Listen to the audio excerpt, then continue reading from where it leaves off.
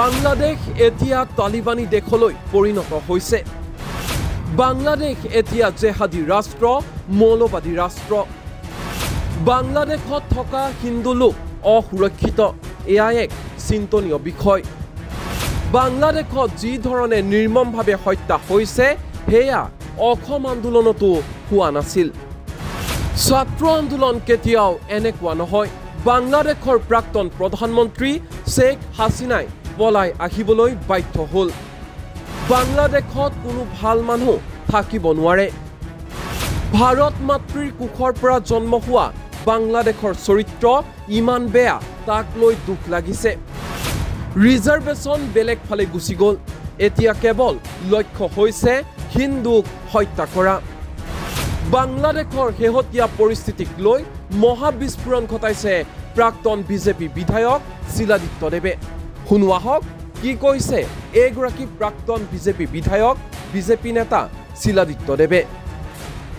বাংলাদেশত যদি আজি ইমান মানে তেওঁলোকৰ হিংসা, তেওঁলোকৰ নিজৰ মানে নেশ্যন মানে ফাদাৰ অফ দি নেশ্যনৰ যদি মূৰ্তি ভাঙিব পাৰে, বা এই ধৰণৰ যিসকলে বাংলাদেশৰ লিবাৰেশ্যনৰ কাৰণে যুদ্ধ কৰিছিল তেওঁলোকৰ হত্যা কৰিব পাৰে, তে এটা বস্তু প্ৰমাণ হৈ গ'ল যে 1971 ভাৰতবৰ্ষৰ যিটো মানে সহায় কৰিছিল বাংলাদেশৰ ফ্ৰীডম মুভমেণ্টৰ কাৰণে, সেইটো আমাৰ টোটেলি মানে নস্বাত হৈ গ'ল।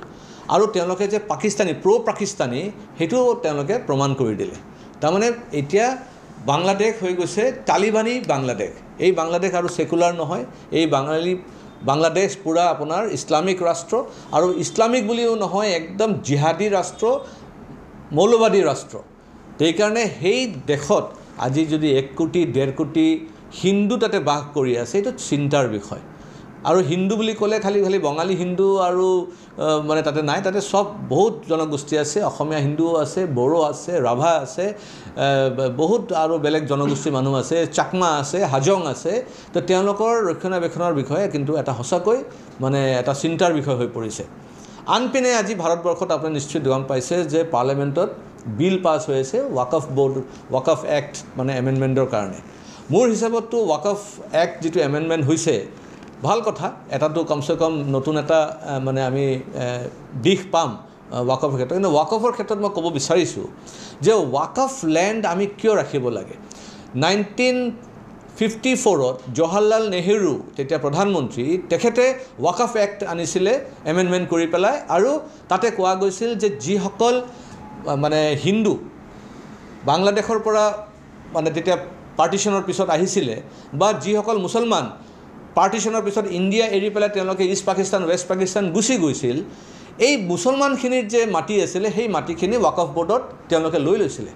কিন্তু আনপিনে যদি আপোনালোকে চায় যে পাকিস্তান মানে ইষ্ট পাকিস্তান আৰু ৱেষ্ট পাকিস্তানৰ পৰা যিসকল হিন্দু আহি পেলাই ভাৰতবৰ্ষত প্ৰৱেশ কৰিছিল, তেওঁলোকৰ মাটিখিনি কিন্তু মানে ইষ্ট পাকিস্তান আৰু ৱেষ্ট পাকিস্তানৰ চৰকাৰে লৈ লৈছিল, আৰু সেইখিনি মাটিৰ ওপৰতে যিখিনি মুছলমান ভাৰতবৰ্ষৰ পৰা ইষ্ট পাকিস্তান, ৱেষ্ট পাকিস্তান গৈছিল তেওঁলোকক বিতৰণ কৰিছিলে।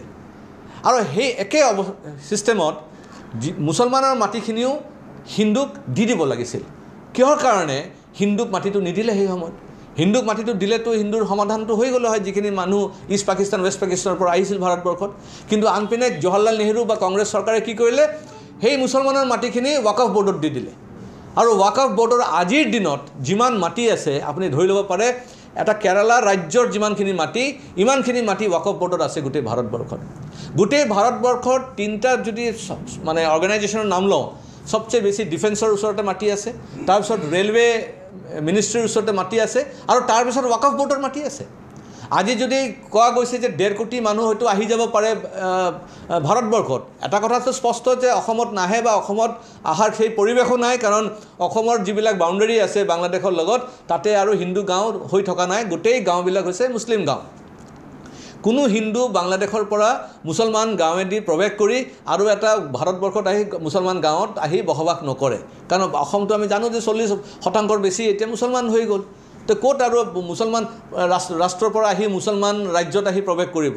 সেইকাৰণে এইখিনি মানুহ যদি ভাৰতবৰ্ষৰ বিভিন্ন জাগাত য'ত ৱাকফ বোৰ্ডৰ মাটি আছে সেই মাটিখিনি চৰকাৰে যদি টেক অভাৰ কৰি লয় আৰু সেই মাটিবিলাকক যদি বাংলাদেশৰ যে ৰিমেইনিং 1 কোটি মানুহ আছে তেওঁলোকক দি দিয়ে তেতিয়াহ'লে প্ৰব্লেমটো সমাধান হৈ যায় তেতিয়া তেওঁলোকৰো লাইফটো বাচি যাব আৰু ভাৰতবৰ্ষত কোনো ৰাজ্যৰ ওপৰতে বুজাও নহয় সেইকাৰণে ৱাকফ বোৰ্ডৰ মাটিটো মোৰ হিচাপত চৰকাৰে টেক অফ কৰিব লাগে কাৰণ মুছলমানে যিসকল গুচি গৈছিল ভাৰতবৰ্ষ এৰি পেলাই পাৰ্টিশ্যনৰ সময়ত তেওঁলোকক আকৌ মাটিটো কিয় মানে ৱাকফ বোৰ্ডত ৰাখিব লাগে সেইকাৰণে এইখিনি কথা গভৰ্ণমেণ্টে নিশ্চয় বিবেচনা কৰিব আৰু ময়ো ভাবোঁ এইটো এটা গণ আন্দোলন হ'ব লাগে এইখিনি লৈ যে আমি ধৰ্মৰ ভিত্তিত দেশ বিভাজন হৈছিল ধৰ্মৰ ভিত্তিত তেওঁলোকে দুটা ইছলামিক ৰাষ্ট্ৰ লৈ গুচি গ'ল তাৰপিছত তেওঁলোকৰ মাটি য'ত আমাৰ হিন্দু শৰণাৰ্থীসকলক দিব লাগিছিল সেইখিনি নিদি পেলাই গভৰ্ণমেণ্টে কি কৰিলে কংগ্ৰেছ চৰকাৰে কি কৰিলে বা নেহেৰু ডাঙৰীয়াই কি কৰিলে মুছলমানকে দি দিলে আকৌ আৰু ৱাকফ বোৰ্ডৰ এনেকুৱা এটা অৱস্থা আজি মোৰ বাউণ্ডাৰীৰ বাহিৰত যদি কোনোবা যদি এটা